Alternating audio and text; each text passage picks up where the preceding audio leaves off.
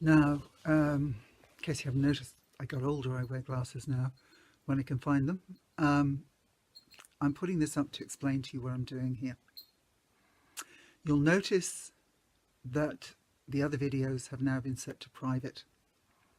Now, if you have a reason for accessing them, they're still on the same addresses, they aren't deleted. If you have a reason to access them, just let me know and we will work that out, okay? I'm not going to be going around denying anything that I have actually said or anything I've actually done. That is not the person I aim to be now or ever. There's a very different motivation here. I've also gone through Twitter and I've deleted a lot of things. Now, as you may or may not know, Rachel Moran is suing, they call it suing, but anyway, she's suing me for defamation on very short notice. I'm not going to discuss that, but what I am going to say is that going over these about 2-inch thick pile of evidence of printouts from Twitter and all sorts of things, there were a lot of things in there. No, I don't think there was anything in there that justifies the action. That's not the point. There were a lot of things in there that I'm not happy with anymore, and I had to go through Twitter.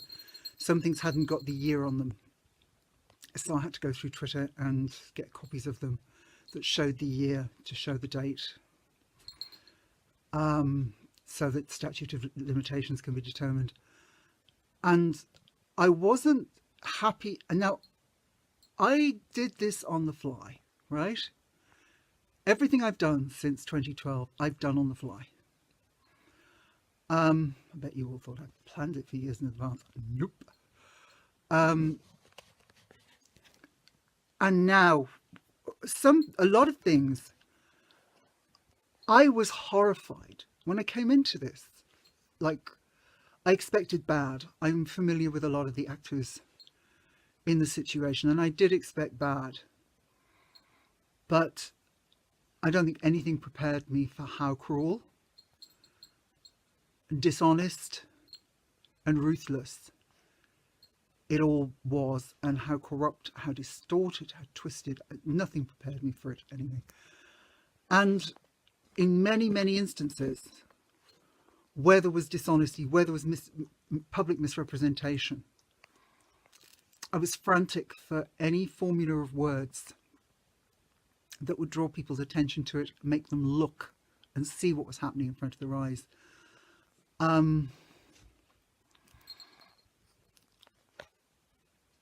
Go away. Go away. This is the cowbell. It's great. You put a cowbell on your dog, and then when he's not actually doing anything naughty, he goes silent. It's really wonderful. You get to relax for 5 minutes every day when you can't hear the cowbell. Anyway, it's a bigger issue than sex work, because what brought me into this was the fact that I already knew that all kinds of disability and disadvantage were being excluded from government consultations about social policy and about their future and their needs, in favour of NGOs who often had no relationship with their user groups at all, never consulted them, and seemed to be presenting, in the instances I've checked, were just presenting things that were to the advantage of cronies who had private companies providing service providers. You know, it's horrific. I mean, it's not, in a way, it's not quite so bad with sex work, because unless you're an absolute survival sex worker, you can actually stop being a sex worker. You know, you can stop being a sex worker and get away from the policy that is targeted straight at your head, unless you're one of the most desperate survival sex workers, of course. But, you know, if you're quadriplegic, or you're autistic like me, or you're a traveller, you can't do that. You're stuck with it, you know? And you know, you're stuck with that misrepresentation, you're stuck with the infantilization, you're stuck with the denial of autonomy. And to me, knowing the sex work issue as I do, knowing the history, knowing the organisations involved, even knowing some of the ministers involved in the beginning, it was an ideal opportunity to get that door open not just for sex workers, but for everybody who needed self-representation. I was appalled. Nothing had prepared me for it. I knew politics was dirty, but not that dirty. And anyway, I've spent, people don't realise, I've spent a lot of the time for the past 6 years feeling absolutely suicidal, based entirely on having to realise just how ruthless and cruel the world around me is, you know, because I'm someone who has no family supports, who's no community supports, and I'm getting older. And when I can't, one of my issues is I can't tolerate people around me. All my issues predate sex work, by the way. That's why I was a sex worker, because it meant that there were so many things I couldn't tolerate. Anyway, but looking at it from that perspective, as someone who's getting older and less able to be independent, it's a terrifying prospect. I could not stand my life at the mercy. I'm not good at having people around me at the best of times. That's a terrifying prospect, but this is the nail in the coffin. This has left me with the decision to seek euthanasia when I'm no longer able to live independently. That sounds really blasé. It's not blasé. It's absolutely terrifying. If it was blasé, trust me, I would be gone now. I wouldn't be facing any court hearing anywhere, because that's how hard it is for me. But when it comes to it, it'll be the soft option, and that's the one I'm going to take. So I was trying to get some attention to this. And yeah, I went over the top. I mean, I hope you all know that an awful lot of the time, up until the end of 2016, I was off my face on whiskey. I'm great at that. You know, I could sink a bottle of whiskey without even showing, unless you actually profiled what I was doing. But it was the only way I could hold myself together. The pain and the fear of all of it. And all the time knowing that if any of these organisations or individuals found a way to shove my life off a cliff, that was exactly what they were going to do. Now, for other reasons, I'm fairly proof to that kind of behaviour. But even so, you know, it has been absolute hell on wheels. Now, I wanted to get out at the end of 2016. I wanted to shut all the websites down then. I couldn't because of one article, which Turn Off the Red Light, as owned and operated by Immigration Ireland, had hosted incitement to hatred on their Facebook page, directed at this particular, picking words and out of context out of this particular article, and throwing the most appalling accusations at me by name. Now, I was accused of pedophile enabling, all kinds of things, really horrific language. It's still there on Facebook if you can find it. Obviously, the most dangerous people see something like that and they just go out to your house and kill you. But there is another level that will click on the link and read it and come to their senses. So I need that link left there. And that's the only reason I didn't shut my blog down 2 years ago. I had every reason to. I was absolutely exhausted with the dirt of it all. Neither side is blameless. What is coming forward in the public eye, presenting itself as a representative of sex workers, there's not much difference between them, except that, of course, one of them would have a less harmful agenda than the other. It would be pretty weird if they were absolutely level pegging the harm, wouldn't it? But I needed out, and I would have got out. That's the only reason I'm still around. But it is there's a marked difference in everything that I put on Twitter before that time and everything afterwards. So I deleted a lot. The stuff that I've deleted is stuff it belonged to its time and its context, but it looks very different now, out of its topicality and out of its context. It's still there on permanent record, conveying a totally different message to the original message, and I am happier removing that, and I have a right to remove it.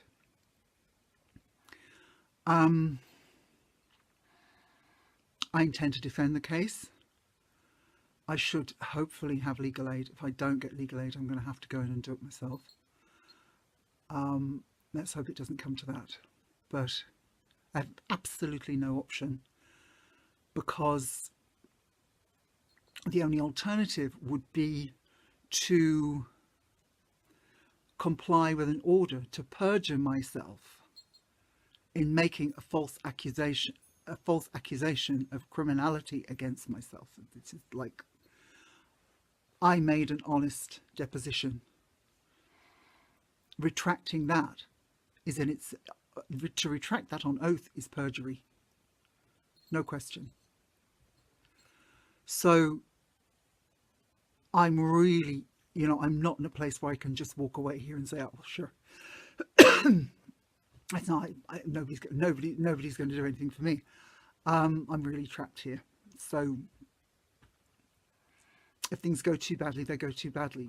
That's it. I'm not in great shape. I've got CFS because of this consultation.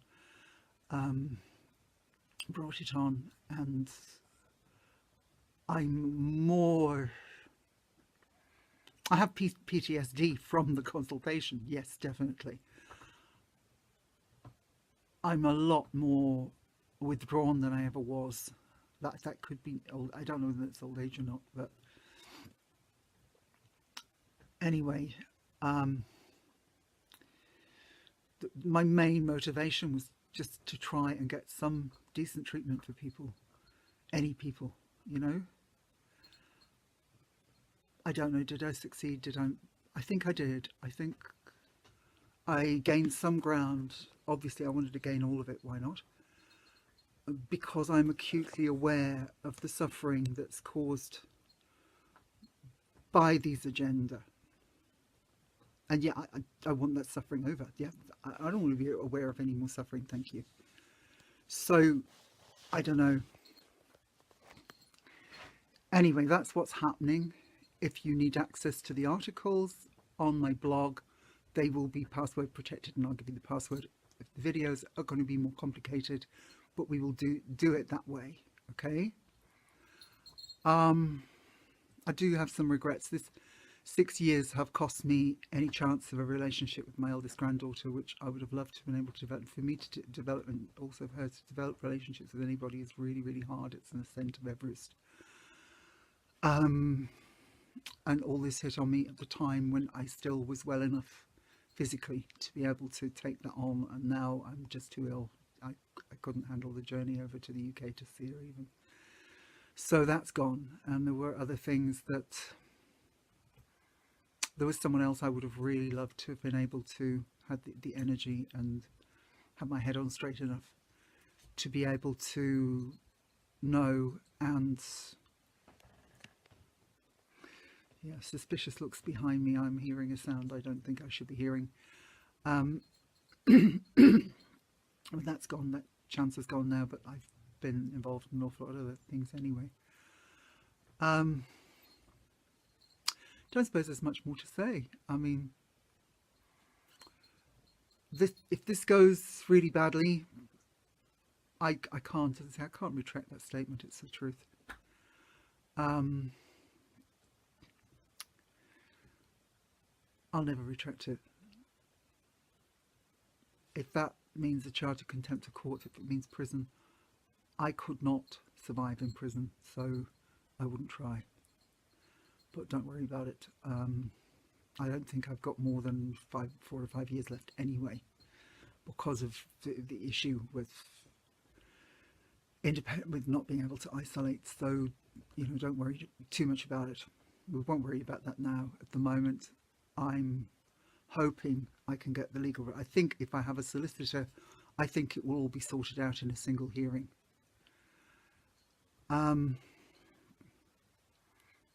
The only trouble is, they got that dreadful law. They're running around the world telling appalling lies. They're, women who haven't got any other options are just sitting there, just waiting for them to... Oh, do you know what? If I live 1,000 years, I will never, ever, ever, ever understand how people manage to live a life of such monstrous selfishness. Anyway, I guess I've said all I need to say, so I'm going to sign this off now and find a way to upload it to YouTube, which isn't always as easy.